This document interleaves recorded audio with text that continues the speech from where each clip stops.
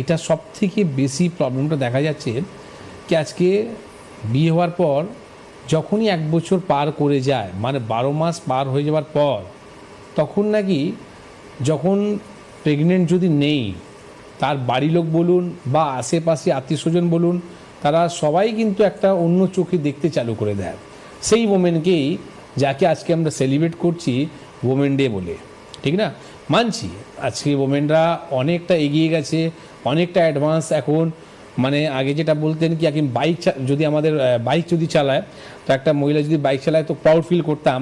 এখন কিন্তু পাইলট হয়ে গেছে, মানে এখন আপনি অ্যারোপ্লেনেও কিন্তু উনি ড্রাইভ করছেন। তো যেটা হচ্ছে ব্যাপারটা কি, মহিলারা যেই রকম আগে বাড়ছে, তো সেই রকমই আজকে যে প্রবলেমটা নিয়ে যেটা আজকে আমরা আলোচনা করছি, কিছু কিছু সিনিয়র পার্সন রয়েছেন বাড়িতে আমাদের, যেটা কিন্তু নিজের ছেলের উপরে একবারও কিন্তু চোখ তুলে দেখে না কি প্রবলেম এখানেও হতে পারে।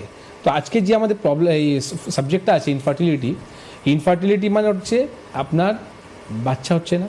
তো বাচ্চা যদি হচ্ছে না, সেখানে কি পুরো দোষ কি একটা মহিলা উপরে থাকে? সব দোষ কি মহিলা উপরে থাকে? কোনো দিন আপনি ছেলেকে নিয়ে ডাক্তার কাছে গেছেন কি ছেলের মধ্যে কোনো দোষ আছে কি না?